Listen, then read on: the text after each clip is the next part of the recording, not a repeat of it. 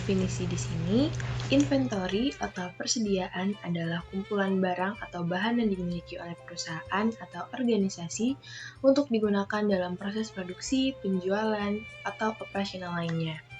Nah, persediaan bisa mencakup bahan mentah, barang setengah jadi atau barang dalam proses, dan barang yang siap dijual atau didistribusikan. Kemudian kita lanjut ke bagian kedua, yaitu klasifikasi inventory. Inventory terbagi menjadi dua, yaitu perusahaan dagang atau merchandising company dan perusahaan manufaktur atau manufacture company. Dimulai dari perusahaan dagang terlebih dahulu, perusahaan dagang membeli barang jadi dari pemasok untuk dijual kembali tanpa mengubah bentuk barang tersebut. Persediaan dalam perusahaan dagang dibagi menjadi satu jenis saja, yaitu barang dagangan atau merchandise inventory, yang dimana ini adalah barang jadi yang dibeli untuk dijual kembali. Contohnya toko pakaian yang membeli baju dari produsen dan menjualnya kepada konsumen. Yang kedua, perusahaan manufaktur atau manufacture company. Perusahaan manufaktur memproduksi barang dari bahan mentah hingga menjadi barang jadi. Karena itu, persediaan mereka lebih kompleks dan dibagi menjadi 3 jenis, yaitu ada bahan baku, raw materials, yang kedua, barang dalam proses, work in process, dan yang ketiga, barang jadi atau finished goods. First in first out atau FIFO merupakan metode penghitungan persediaan barang dagang yang menerapkan proses penjualan di mana barang yang pertama kali masuk ke gudang akan diutamakan. Bisa juga diartikan bahwa barang-barang yang baru dibeli dari supplier atau diproduksi pertama kali akan dijual langsung. Metode ini biasa digunakan oleh perusahaan yang menjual barang dagang yang tidak tahan lama atau memiliki kadaluarsa yang pendek serta barang-barang yang mudah rusak. Seperti contohnya, buah-buahan, sayur-sayuran, makanan kaleng, susu cair kemasan, obat-obatan, barang musiman, seperti dekorasi Natal, Imlek, dan lain-lain. Metode ini dianggap paling logis dan terpercaya karena bisa mengurangi resiko penurunan kualitas barang yang disimpan. Nah, contoh dari FIFO bisa kita lihat pada tabel berikut ini. Jadi, pada tanggal 2 Januari, perusahaan memiliki persediaan awal sebanyak 200 unit dengan harga per unitnya 9.000. Jadi, total keseluruhannya itu adalah 1.800.000. Lalu, pada tanggal 10 Maret, perusahaan memiliki sebanyak 300 unit dengan harga per unitnya 10.000, jadi total pembeliannya itu 3 juta. Dan kita tulis di tabel persediaannya. Nah, pada tanggal 5 April barulah perusahaan melakukan penjualan sebanyak 200 unit dengan harga per unitnya 9.000. Nah, ini dari mana sih? Jadi, 200 unit ini kita ambil dari persediaan yang paling pertama tadi. Dan langsung habis ya. Jadi, kita bisa menulis sisanya itu 300 dari yang sini. Dan totalnya 3 juta sama seperti yang tadi. Lalu, pada tanggal 7 Mei barulah perusahaan melakukan penjualan lagi sebanyak 100 unit. Nah, 100 unitnya ini kita ambil dari persediaan yang kedua tadi, yang sebanyak 300 unit, dan kita ambil harganya itu 10.000 per unit. Jadi 100 unit dikali 10.000 itu 1 juta. Dan sisanya itu kita memiliki 200 unit, karena harganya 10.000, jadi total keseluruhannya itu adalah 2 juta. Lalu yang selanjutnya ada average atau rata-rata. Average merupakan metode penghitungan persediaan barang dagang di mana penjual akan mengeluarkan barang dagang dengan membagi jumlah persediaan barang dengan stok unit yang tersedia. Sesuai dengan namanya, metode ini akan mengambil jalan tengah-tengah di antara keduanya. Perusahaan dagang akan menjual persediaan barang yang ada di gudang penyimpanan tanpa memperhatikan barang mana yang masuk awal atau akhir. Untuk contoh dari metode average atau rata-rata, kita bisa lihat pada tabel berikut ini. Jadi contohnya itu masih sama. Pada tanggal 2 Januari, perusahaan memiliki persediaan awal sebanyak 200 unit dengan harga per unitnya 9.000. Jadi total keseluruhan itu adalah 1.800.000. Lalu perusahaan membeli lagi pada tanggal 10 Maret sebanyak 300 unit dengan harga per unitnya itu 10.000. Jadi total pembeliannya itu adalah 3 juta. Nah, untuk penulisan pada tabel persediaan ini agak sedikit berbeda dengan metode FIFO dan LIFO tadi, karena kita harus menjumlahkan seluruh unit yang ada di persediaannya, ada di gudang. Jadi 200 ditambah 300 itu kan 500. Jadi total itu kita mempunyai 500 unit. Nah, 9.600-nya ini kita dapat dari mana? 9.600-nya ini kita dapat dari total keseluruhan harga yang sudah kita jumlahkan. Jadi persediaan awal itu kan jumlah harganya 1.800.000. Lalu yang kedua itu adalah 3 juta. Jadi 3 juta ditambah dengan 1.800.000, hasilnya itu 4.800.000. Nah, barulah 4.800.000 ini dibagi dengan 500 unit. Jadi kita dapat harga 9.600 per unitnya. Nah, barulah kita pada tanggal 5 April melakukan penjualan sebanyak 200 unit. Kita pakai harga yang tadi 9.600 dan dapat totalnya sekian. Nah, 500 dikurang 200 itu kita masih memiliki sisa unit sebanyak 300. Nah, harganya itu kita masih tetap pakai yang tadi karena kita belum melakukan pembelian lagi. Dan sisanya itu sekian. Nah, barulah pada tanggal 7 Mei perusahaan melakukan penjualan lagi sebanyak 100 unit. Nah, harga per unit itu masih sama seperti yang sebelumnya karena kita masih memiliki sisa sebanyak 300 unit yang tadi. Jadi 300 dikurang 100 itu adalah 200. Jadi kita masih memiliki sisa 200 unit dengan harga yang masih sama dan hasilnya adalah sekian. Last in first out atau LIFO merupakan metode penghitungan persediaan barang dagang yang menerapkan proses penjualan barang yang masuk paling akhir akan dijual terlebih dahulu. Metode ini kebalikan dari metode FIFO. Metode ini banyak digunakan oleh perusahaan yang ingin menjual barang dengan cepat, namun memiliki persediaan yang terus berubah, atau barang-barang yang sangat berpengaruh dengan tren. Contohnya seperti usaha fashion, buku, furnitur, elektronik, dan lain-lain. Apabila barang-barang lama kembali menjadi tren, mereka dapat dikembalikan atau dapat dijual kembali melalui promo cuci gudang. Lalu untuk contoh dari LIFO bisa kita lihat pada tabel berikut ini. Jadi ini contohnya masih sama seperti yang tadi. Pada tanggal 2 Januari, perusahaan memiliki persediaan awal sebanyak 200 unit dengan harga per unitnya 9.000 dan total keseluruhannya itu 1.800.000. Lalu pada tanggal 10 Maret, perusahaan membeli lagi sebanyak 300 unit dengan harga per unitnya 10.000, jadi total pembelian itu 3 juta. Lalu kita masukkan pada tabel persediaan. Nah, pada tanggal 5 April, perusahaan menjual sebanyak 200 unit. Namun ada yang berbeda di sini karena harga per unit itu adalah 10.000. Mengapa? Karena kita mengambil dari persediaan yang kedua tadi. Karena metode LIFO ini merupakan kebalikan dari metode FIFO, jadi kita harus mengutamakan barang yang terakhir kali masuk ke gudang adalah barang yang kita jual pertama kali. Jadi kita harus mengutamakan persediaan yang kedua ini, yang terakhir kali masuk ke gudang. Kita harus menjualnya pertama kali. Nah, jadi karena kita menjual 200 dengan harga per unitnya 10.000, jadi total penjualan itu 2 juta. Dan pada tanggal 7 Mei, perusahaan menjual lagi sebanyak 100 unit dengan harga per unit itu 10.000. Jadi kita masih pakai yang tadi karena masih ada sisa 100. Dan totalnya itu adalah 1 juta. Nah, sisanya itu berarti merupakan persediaan yang awal tadi. Yang 200 unit dengan harga per unitnya 9.000, jadi totalnya itu adalah 1.800.000.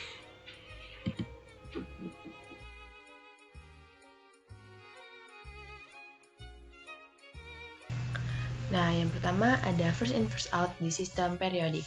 Ini adalah salah satu metode pencatatan persediaan yang digunakan dalam akuntansi untuk menghitung nilai persediaan dan harga pokok penjualan. Nah, FIFO ini mengasumsikan bahwa barang yang pertama kali dibeli atau masuk adalah barang yang pertama kali dijual atau keluar. Dalam sistem FIFO periodik, pencatatan persediaan dan harga pokok penjualan tidak dilakukan secara real time atau terus-menerus. Sebaliknya, penyesuaian persediaan hanya dilakukan pada akhir periode akuntansi. Oke, kita masuk ke studi case atau contoh dari FIFO periodik ini. Sini ada sebuah perusahaan melakukan pada tanggal 1 Januari melakukan beginning inventory sebesar 10 unit dengan unit cost 100 Hong Kong dollar. Lalu di tanggal selanjutnya, yaitu tanggal 15 April, melakukan pembelian sebesar 20 unit. Selanjutnya tanggal 24 Agustus melakukan pembelian lagi sebesar 30 unit dengan total unit cost-nya 120. Dan di tanggal terakhir, yaitu November 27, melakukan pembelian lagi sebesar 40 unit dengan unit cost 130 Hong Kong dolar. Nah, lalu diketahui di sini persediaan akhirnya ada sebesar 45 unit. Nah, kita hitung persediaan yang terjual akhir periode yaitu sebesar 100 unit dan dikurangi dengan persediaan akhirnya yaitu 45 unit. Maka diketahui di sini ada 55 unit yang masih tersisa. Nah, cara untuk menentukan cost of goods sold-nya itu kita hitung lagi pada tanggal 1 Januari 10 unit, pada tanggal 15 April sebesar 20 unit, dan pada tanggal 24 Agustus sebesar 25 unit. Nah, di situ kita total terdapat 55 unit, di mana ini sama dengan pengurangan persediaan yang terjual di akhir periode dan yang dikurangi dengan persediaan akhir. Itu 55 unit. Dan di sini total cost-nya ada 1000 dan 2200 dan 3000. Yang di total sama dengan 6200. Nah, di sini kita menemukan cost of goods sold-nya atau harga pokok penjualannya. Lalu kita masuk ke average atau rata-rata biaya. Metode average di dalam sistem periodik ini adalah salah satu metode pencatatan persediaan yang menghitung harga pokok penjualan atau HPP dan persediaan akhir berdasarkan rata-rata biaya per unit barang yang tersedia selama periode akuntansi. Dalam sistem periodik, perhitungan dilakukan hanya pada akhir periode, dan harga per unit barang dihitung berdasarkan rata-rata dari semua pembelian persediaan awal selama periode tersebut. Nah, baik, kita masuk ke studi case average di dalam sistem periodik. Di sini kasus yang kita pakai sama dengan metode FIFO tadi, cuma kita melakukan beda metode karena di sini memakai metode average, di mana cara menghitung rata-rata harga per unit itu dengan membagi total biaya persediaan dibagi dengan jumlah unit yang tersedia.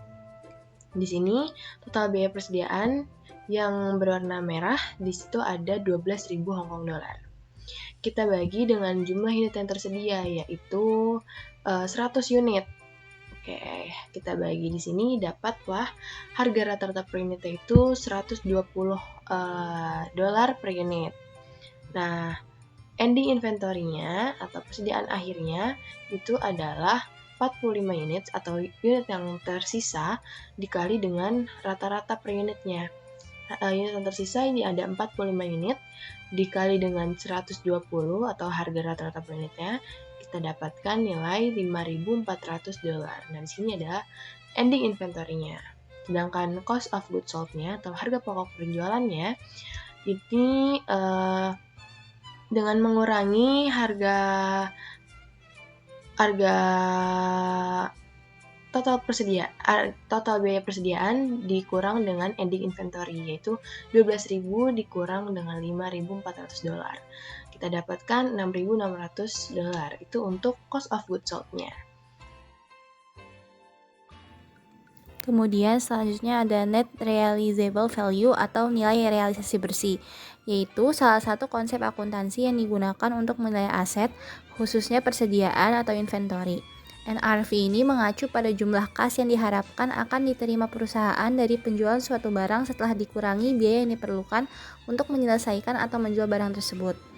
Berikut adalah rumus dari net realizable value, yaitu NRV sama dengan harga jual yang diharapkan dikurangi biaya penyelesaian. Nah, tujuan penggunaan net realizable value sendiri yaitu mencerminkan nilai yang realistis, yang kedua menghindari overstatement aset, dan yang ketiga menyediakan informasi yang relevan. Selanjutnya ada contoh studi kasus dari net realizable value.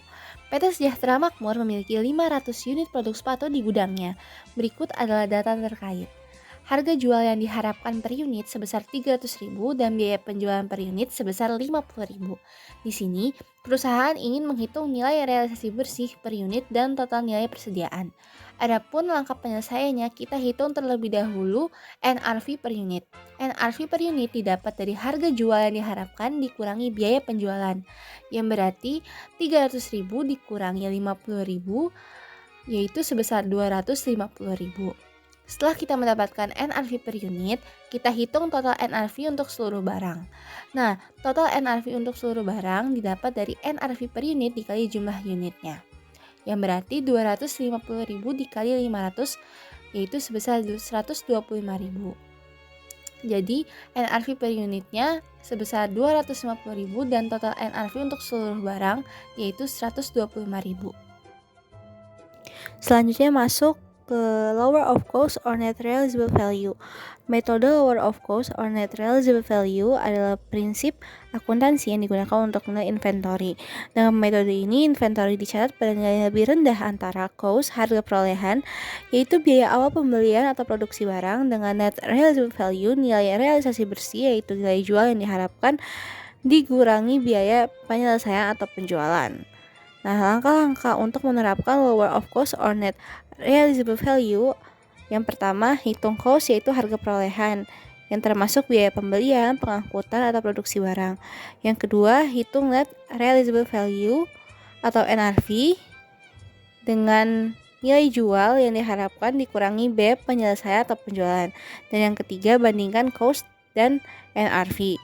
Nah, jika cost lebih rendah dari NRV, maka gunakan nilai cost. Dan sebaliknya, jika NRV lebih rendah dari cost, maka gunakan nilai NRV.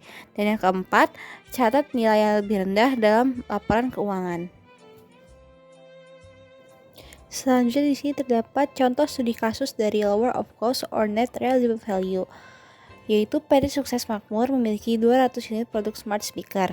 Berikut data persediaannya. Harga perolehan atau cost per unit sebesar 400.000, kemudian harga jual yang diharapkan per unit sebesar 450.000 dan biaya penjualan per unit sebesar 100.000.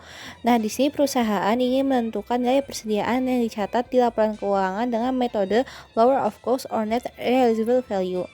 Nah, untuk penyelesaiannya, yang pertama kita hitung terlebih dahulu net realizable value-nya per unit yang didapat dari harga jual yang diharapkan dikurangi biaya penjualan, yaitu 450.000 dikurangi 100.000, yaitu sebesar 350.000. Setelah itu lanjut bandingkan cost atau harga perolehan dengan NRV atau nilai realisasi bersih per unitnya. Nah, cost per unitnya yaitu 400.000, sedangkan NRV per unitnya sebesar 350.000. Karena NRV lebih rendah daripada cost, maka kita gunakan NRV. Setelah itu, kita hitung total nilai persediaan. Nah, total persediaannya itu didapat dari NRV per unit dikali jumlah unit, yaitu 350.000 dikali 200, yaitu sebesar 70 juta. Maka total nilai persediaan yang dicatat adalah sebesar 70 juta. Nah, persediaan ini dinilai berdasarkan NRV karena lebih rendah daripada nilai cost. Selanjutnya kita ke bagian 6, yaitu kesalahan pencatatan pada inventory. Ada 3 common cause dari adanya pengaruh kesalahan pencatatan pada inventory. Yang pertama, itu kesalahan menghitung. Yang kedua, ketidaktepatan dalam menghitung pengakuan barang dalam perjalanan atau pengalihan status inventory. Dan yang ketiga, kesalahan akan berdampak pada income statement dan statement of financial position. Sekarang kita masuk ke bagian kesalahan pencatatan inventory pada income statement effect. Pada saat adanya kesalahan inventory di income statement effect akan mempengaruhi cost of goods sold dan net income dalam 2 periode, di mana akan menyebabkan atau membuat total dari net income akan sama atau benar karena kesalahan yang saling mengimbangi.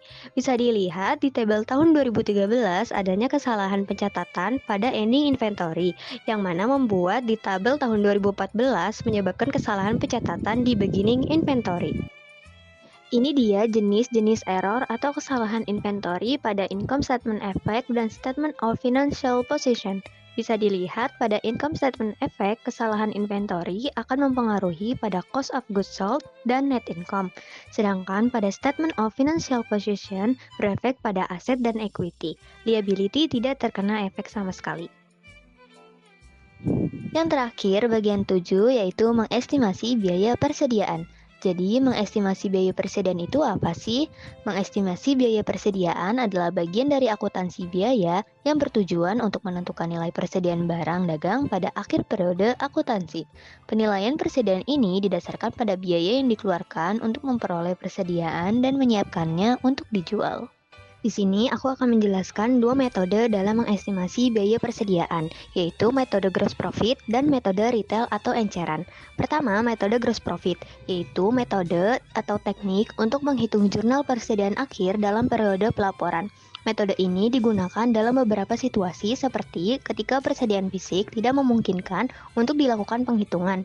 Kedua, untuk memperkirakan kerugian akibat pencurian, kebakaran, atau bencana lainnya. Dan yang terakhir, untuk memperkirakan jumlah persediaan yang hilang. Yang kedua, ada metode retail atau enceran. Retail inventory method atau metode persediaan eceran adalah teknik penilaian inventory yang digunakan untuk menghitung nilai persediaan barang secara berkala. Metode ini umum digunakan dalam industri retail, tetapi juga dapat diterapkan pada industri lainnya. Nah, di sini aku akan jelasin lebih detail lagi tentang metode gross profit. Jadi, gimana sih cara kerja metode gross profit itu? Jadi, metode gross profit itu dengan cara mengalihkan estimasi persentase laba kotor dengan penjualan bersih yang aktual atau net sale. Di mana hasil nilai persediaan akhir metode gross profit dihitung dari pengurangan antara nilai aktual barang yang tersedia dikurangi estimasi cost of goods sold atau HPP. Sebelumnya, aku ada mention kan tentang persentase. Nah, di gross profit metode ini ada dua persentase yang digunakan, yakni persentase dari penjualan atau sales dan dari biaya atau cost. Berikut pula tahapan atau step by step cara mengaplikasikan atau menggunakan metode gross profit dalam mengestimasi biaya suatu persediaan. Dimulai dari pengurangan net sale dengan hasil dari estimasi gross profit, yaitu net sale dikali persentase gross profit, yang menghasilkan estimasi cost of goods sold. Lalu dilanjut step kedua di mana cost of goods sold yang ada available for sale dikurang dengan hasil dari step pertama yang akan menghasilkan perkiraan dari biaya persediaan akhir. Nah, ini ada satu contoh penerapan dari metode gross profit. Dinyatakan bahwa perusahaan Kiswak mencatat net sale untuk bulan Januari sebesar $200.000 dengan beginning inventory sebesar $40.000 dan cost of goods sold yang dikeluarkan sebesar $120.000. Perusahaan Kiswak mengharapkan mendapatkan gross profit sebesar 30%. Maka tentukanlah estimasi biaya akhir persediaan pada 31 Januari menggunakan metode gross profit. Nah, jadi tinggal kita aplikasikan aja ya step-step sebelumnya yang sudah aku jelaskan ke dalam tabel ini. Di step pertama ada net sale dikurang dengan estimasi gross profit yang tadi dinyatakan di soal sebesar 30%, maka menghasilkan estimasi cost of goods sold sebesar $140.000. Lalu kita ke step kedua di mana cost of goods available for sale dikurang dengan estimasi cost of goods sold yang sudah kita dapat dari step pertama. Maka cost of goods sold available for sale dikurang dengan estimasi cost of goods sold akan menghasilkan estimasi cost of ending inventory sebesar $20.000. Nah, selanjutnya di sini ada studi kasus metode gross profit, yaitu aku mengambil dengan persentase sales atau penjualan. Jadi contohnya ini ada begini inventory di Januari pertama 25.000, sales 100.000, purchase 55.000, dan ada historical gross profit persentasenya yaitu last year atau tahun lalu sebesar 40%, 2 years ago 37%, dan 3 years ago 42%. Diasumsikan bahwa persentase gross profit tahun lalu sebesar 40% dari sales, dianggap sebagai estimasi yang baik atas persentase gross profit tahun ini. Gross profit 40% dari sales berarti sales sebesar 100%-nya. Nah, kita tinggal buatkan tabelnya dan masukkan data-data dari soal yang tersedia. Tahap kedua yaitu menghitung gross profit, di mana tadi disebutkan bahwa gross profitnya persentase sebesar 40%. Maka 40% ini dikali dengan sales sebesar 100.000 yang akan menghasilkan gross profit sebesar 40.000. Lalu di tahap selanjutnya kita menghitung cost of goods sold, yang dimana dengan rumus cost of goods sold itu sales dikurang dengan gross profit yang sudah kita temukan tadi sebesar 40.000. Maka sales dikurang gross profit akan menghasilkan cost of goods sold sebesar 60.000. Nah, kita sudah sampai ke tahap terakhir yaitu menghitung atau mendapatkan ending inventory, di mana ending inventory didapat dari goods available for sale dikurang dengan cost of goods sold yang sudah kita dapat tadi sebesar 60.000. Maka goods available for sale sebesar 85.000 dikurang cost of goods sold sebesar 60.000 akan menghasilkan ending inventory sebesar 25.000. Selanjutnya kita ke metode yang kedua atau terakhir, yaitu metode retail atau enceran. Jadi metode retail itu didasarkan pada hubungan antara harga barang tersedia untuk dijual dengan harga retail. Harga retail dari semua barang dagang harus diakumulasikan dan dijumlahkan. Persediaan dalam metode retail dihitung dengan cara mengurangkan penjualan bersih pada harga retail dari harga retail barang tersedia untuk dijual. Rasio dihitung dengan cara membagi harga pokok dengan harga retail. Persediaan pada harga retail dikali rasio biaya sama dengan estimasi biaya persediaan. Nah, di bawahnya ini ada step by step untuk mendapatkan ending inventory menggunakan metode retail atau enceran, yaitu terdiri dari 3 step. Step pertama itu untuk menghasilkan atau mendapatkan ending inventory, yaitu dengan goods available for sale at retail dikurang dengan net sale. Step kedua itu untuk mendapatkan cost to retail ratio, yaitu goods available for sale at cost dibagi dengan goods available for sale at retail. Lalu step ketiga atau terakhir, mendapatkan estimasi cost of ending inventory, yaitu ending inventory at retail dikali dengan cost to retail ratio. Nah, di sini ada salah satu contoh penerapan dari metode retail, yaitu di tabelnya ada at cost dan at retail dengan akun-akun beginning inventory, good purchase, good available for sale, dan net sale. Di beginning inventory, di cost ada 14.000 dan di retail 21.500. Good purchase 61.000 di cost, 78.500 di retail. Goods available for sale 75.000 di cost dan 100.000 di retail. Lalu net sale 70.000 di retail. Kita langsung aja ke step-stepnya. Yang pertama yaitu mencari atau menemukan ending inventory at retail dengan cara goods available for sale at retail dikurang dengan net sale yang menghasilkan 30.000. Lalu kita ke step kedua yaitu cost to retail ratio dengan cara goods available for sale at cost dibagi dengan goods available for sale at retail, yaitu 75.000 dibagi dengan 100.000 menghasilkan 75%. Lalu kita ke step ketiga atau yang terakhir yaitu menghasilkan atau menemukan estimate cost of ending inventory dengan cara ending inventory at retail dikali dengan cost to retail ratio, yaitu 30.000 dikali dengan 75% yaitu 22.500.